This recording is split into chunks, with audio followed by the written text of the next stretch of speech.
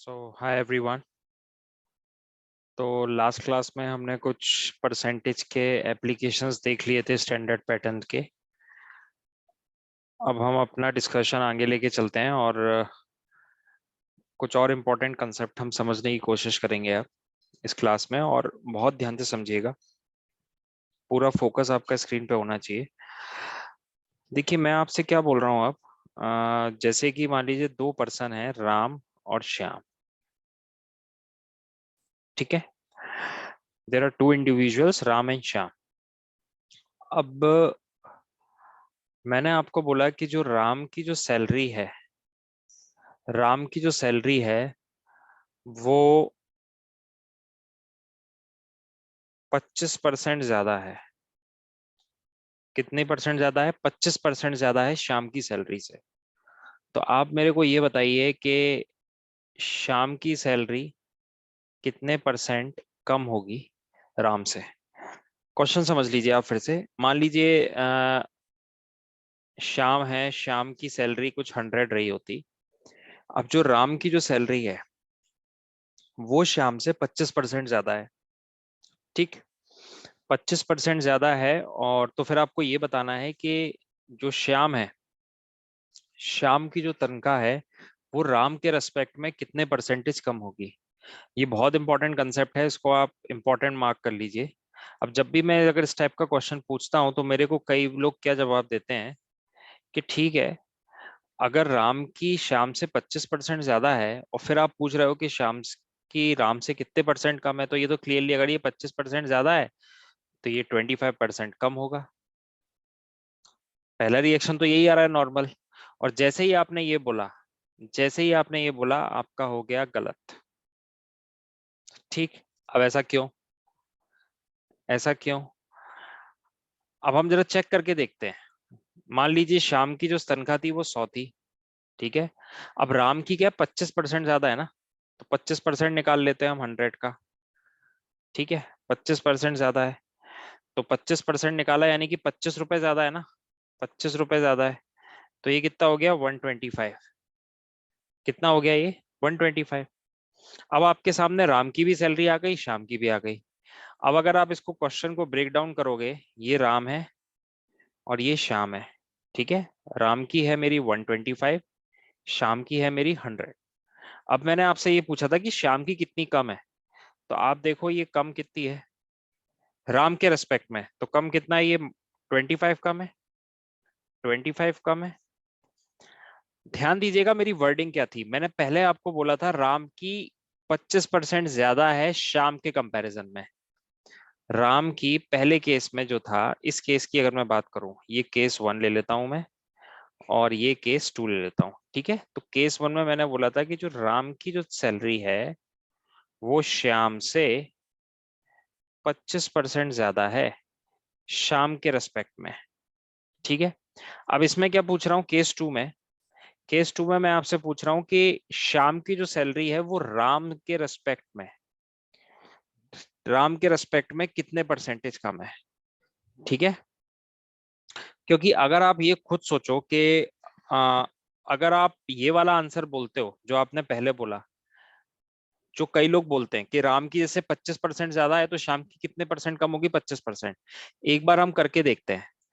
राम की देखिए 25% ज्यादा थी ना, राम की 25%। अब अगर मैं 25% कम कर दूंगा तो मेरे को शाम की सैलरी मिल जानी चाहिए। लॉजिकली यही है ना कि अगर राम श्याम से 25% ज्यादा है, मैं इस पे ज्यादा फोकस कर रहा हूँ, इसको समझिएगा। राम श्याम से 25% ज्यादा है तो आपने बोला कि सर श्याम जो होगा 25% कम होगा।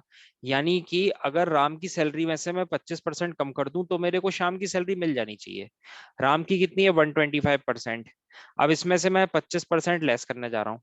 ठीक है, 25% कितना होता है? 1/4 होता है ना। तो 1/4 अगर आप माइनस करोगे तकरीबन, तो इसका कितना हो जाएगा? अप्रोक्सीमेटली मैं करने की कोशिश करूंगा। अगर आपने इतना किया तो ये हो जाएगा इंटू 3/4 इंटू 125। तो 36, 4 3 या थर्ड 93 पॉइंट समथिंग कुछ आ रहा है। पर कायदे से यहाँ तो 100 आना चाहिए था। तो इसलिए ये वाला जो लॉजिक है ना कि कोई चीज अगर x% ज्यादा है, तो अगर वो चीज कितने परसेंट कम होगी, वो परसेंट x% कम नहीं होगी। ठीक है ना। अगर ये राम श्याम से 25% ज्यादा है, तो श्याम की जो तनख्वाह है वो 25% कम नहीं होगी। क्योंकि आप देखो 25% कम करके मेरे को कुछ ऐसा मिल रहा है, कायदे से मिलना चाहिए था मेरे को 100। वो इसलिए हो रहा है, उसका लॉजिक बहुत ही सिंपल सा है कि यहाँ पे आप जो बेस ले रहे हो ना केस वन में, अगर मैं केस वन की बात करूं, केस वन में जो आपने बेस लिया है, यहाँ पे आप जो बेस ले रहे हो 25% का, ये शाम के रेस्पेक्ट में ले रहे हो, तो बेस आपका 100 है, तभी वो 25% का जो इफेक्ट है वो 100 पे कैलकुलेट हो रहा है, तो इसलिए आपको 125 मिल रहा है। लेकिन इस केस में अगर जब हम उल्टा जा रहे हैं कि शाम कितने परसेंट कम है राम के रेस्पेक्ट में, राम के रेस्पेक्ट में ये जो बेस है, ये बेस चेंज हो गया, 125 है। पहले केस में जो बेस था आपका वो 100 था, दूसरे केस में आपका जो बेस है वो 125 हो रहा है। ठीक है, तो इसलिए अगर आप निकालोगे ना कि शाम कितने परसेंट कम है, तो 25/125 इंटू 100, तो ये 5 टाइम्स आ गया, तो ये 20%, 20% कम है। अब आप इसको क्रॉस चेक भी कर सकते हो, राम की सैलरी 125 थी ना, अब बोला क्या जा रहा था कि शाम कितना परसेंट कम है, 20% कम है। तो एक बार हम 20% माइनस करके देख लेते हैं 125 में से। ठीक है, 125 में से हम एक बार माइनस करके देख लेते हैं, तो हमें आइडिया लग जाएगा कि ये सही है। तो आप इसमें से 20% माइनस करो, 20% कितना होता है स्टैंडर्ड पैटर्न में, 1/5। 1/5 कितना हो गया, तकरीबन आपको माइनस करना है 25। 1/5 अगर आप इसका निकालोगे 125 का, तो कितना आ जाएगा 25, तो -25 करोगे कितना आएगा 100, 100 ही आना चाहिए था।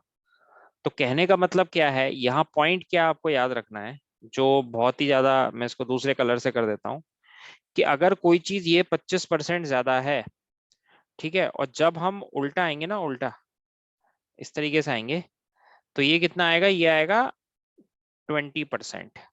और ऐसा क्यों हो रहा है, ऐसा इसलिए हो रहा है क्योंकि बेस चेंज हो रहा है। ये जो बेस चेंज का कंसेप्ट था, ये मैंने आपको पहली क्लास में ही बताया था, इंट्रोडक्शन के बाद वाली जो परसेंटेज की क्लास है, उसमें मैंने आपको अच्छे से बताया था कि ये बेस चेंज वाला कंसेप्ट आप समझ लेना, परसेंटेज में बेस बहुत इंपॉर्टेंट है, कि किस बेस में, किसके रेस्पेक्ट में हम कैलकुलेट कर रहे हैं। इधर क्या था, राम की जो तनख्वाह थी, राम की जो सैलरी थी, वो शाम के रेस्पेक्ट में हम ले रहे थे, और केस टू में क्या है, हम शाम की सैलरी कैलकुलेट कर रहे हैं राम के रेस्पेक्ट में। तो पहले केस में जो बेस बना वो बना श्याम, दूसरे केस में जो बेस बना वो बना राम। ठीक है, उम्मीद करता हूं ये आपको समझ में आया होगा। अभी हम इसके और एग्जाम्पल समझेंगे। ठीक है, एक और एग्जाम्पल हम लेते हैं, क्योंकि ये थोड़ा इंपॉर्टेंट टॉपिक है। अक्सर लोग इसमें गलती करते हैं, उनको लॉजिक नहीं समझ में आता कि ऐसा क्यों हो रहा है। जैसे मैं फिर ले लेता हूँ वही राम और श्याम। ठीक है, अब मैं इसमें ले लेता हूँ, जैसे कि मान लीजिए मैंने बोला कि आपकी जो राम की सैलरी है वो 20% ज्यादा है। ठीक है, 20% ज्यादा है, तो आप मेरे को ये बताओ कि जो शाम की सैलरी होगी वो राम से कितने परसेंट कम होगी। तो आप कैसे करोगे, 20% ज्यादा है तो मैं शाम की कोई एज्यूम कर लेता हूँ, है ना। तो अगर शाम की मैंने एज्यूम करा, तो मैं मान लेता हूँ ये मेरा शाम की 500 है। 500 इसलिए मैं ले रहा हूँ क्योंकि 20% क्या होता है, 1/5 होता है। तो 5 का मल्टीपल ले लेते हैं, कैलकुलेशन में आसानी होगी। 20% आपकी ज्यादा है, तो 20% ज्यादा करने का मतलब, अब इसको देखिए, आपको ऐसे कैलकुलेट नहीं करना है 20/100 इंटू 500। ठीक है ना, इस चीज से आप बचिए। अब आप थोड़ा मेंटली कैलकुलेट कीजिए कि 20% क्या होता है, 1/5।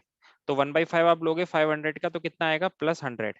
तो 500 + 100 कितना आ गया, 600। कितना आ गया, 600। अब मैं आपसे पूछ रहा हूँ कि शाम की राम के रेस्पेक्ट में कितनी कम है, तो आपको ये नहीं बोलना है -20%।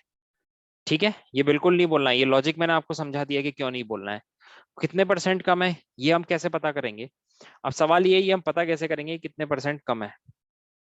यहाँ पे तो देखिए एब्सोल्यूट आपको फिगर दिख रही है, तो आप सीधे कैलकुलेट कर लोगे। लेकिन कई बार क्या होगा, क्वेश्चंस में आपको नहीं दिखेंगे, या क्वेश्चन में आपको मिलेगी नहीं, तो आपको कैसे जाना है। तो यहाँ पे तो दिख रहा है कि कितने परसेंट कम है, तो ये 600 का 500 हो रहा है, यानी कि 100 का ड्रॉप हो रहा है कितने पे, 600 पे। ठीक है, तो क्लियरली ये कितना बन रहा है, 1/6। 1/6 क्या होता है, 16 2/3%, या 16.66%, या 16.67%। ठीक है, कैसे भी याद रख लो, कोई प्रॉब्लम नहीं है। समझना इंपॉर्टेंट है कि ये क्या हो रहा है, कि अगर कोई चीज, कोई अगर value, cost profit and loss में, SI CI में, कई जगह DI में इसका बहुत ज्यादा एप्लीकेशन है, कि कोई चीज किसी दूसरी चीज से 20% ज्यादा है, तो दूसरी चीज, मान लीजिए दो प्रोडक्ट आपको दे दिए गए A और B, ऐसे क्वेश्चन आ गया, तो A की जो वैल्यू है, ठीक है, वो 20% ज्यादा है, तो आप मेरे को ये बताइए कि B की वैल्यू A के रिस्पेक्ट में कितने परसेंट कम है। तो -20% नहीं है, ठीक है, ये कितना है, +1/5। अब आप ये देखो कि ये 16.66 आया ना इस केस में, तो ये कितना होगा, -1/6। ठीक है, आपने अगर एक चीज नोटिस करी होगी ना, कि इस इधर आप नोटिस करना एक चीज, ये जो ड्रॉप था, और पिछला वाला केस भी अगर आप देखोगे, जैसा मैं दिखाऊं आपको, तो इसमें भी ये क्या था, ये था हमारा 1/4, ये कितना था, 1/4, और यहाँ पे कितना था, 1/5, कुछ ऐसे था ये। तो ये +1/4 था, ये -1/5। तो पहले केस में क्या आया, अब आप पैटर्न ऑब्जर्व करना, पहले केस में +1/4, उसके करस्पॉन्डिंग जो था ड्रॉप, मतलब कम वाली चीज, डिक्रीमेंट वाली चीज, 1/4 इंक्रीमेंट के करस्पॉन्डिंग जो ड्रॉप था वो -1/5 था। इस केस में क्या था, इस केस में जो ड्रॉप था आपका -1/5, इसके करस्पॉन्डिंग जो इंक्रीमेंट था वो कितना था, आ, ये 20%, अच्छा 20% का इंक्रीमेंट था, सॉरी 20% का ये इंक्रीमेंट था, तो हम इसको लिख देते हैं, तो इसके करस्पॉन्डिंग जो ड्रॉप था वो -1/6 था। ठीक है, तो यहां से एक बहुत ही इंपॉर्टेंट कंसेप्ट निकल के आएगा, कंसेप्ट ऑफ इंक्रीमेंट और डिक्रीमेंट। ठीक है, जो मैं अगले पार्ट में इसे कवर करूंगा, और ये बहुत बहुत इंपॉर्टेंट है। अब इस पे हम पैटर्न समझेंगे, कि अगर मान लीजिए कहीं 16.66% का ड्रॉप आ गया, तो उसके करस्पॉन्डिंग मेरा इंक्रीमेंट कितना होगा, आप डायरेक्टली लिख पाओगे। उसके करस्पॉन्डिंग मेरा इंक्रीमेंट जो होगा वो होगा 20% का। मान लीजिए कहीं मेरा 14.28% का ड्रॉप आ गया, ठीक है, ये मैं आपको बताऊंगा कैसे लिख पा रहे हैं ये। ठीक है, तो उसके करस्पॉन्डिंग मेरा इंक्रीमेंट कितना आएगा, वो आएगा 16.66%। ठीक है, आपको अभी ये समझना था कि ये जो मैंने आपको बताया, कि जो परसेंटेज इंक्रीज और डिक्रीज एक नहीं होता है, कि मान लीजिए कहीं 20% घटा तो वापस आने के लिए हमें 20% ही बढ़ाना पड़ेगा, या कहीं 25% बढ़ा तो वापस आने के लिए 25% घटाना पड़ेगा, ऐसा नहीं होता है, क्योंकि बेस चेंज हो जाते हैं। ठीक है ना, तो हमें बेस देखना होता है किसके रेस्पेक्ट में हम कैलकुलेट कर रहे हैं, ड्रॉप या इंक्रीमेंट। ठीक।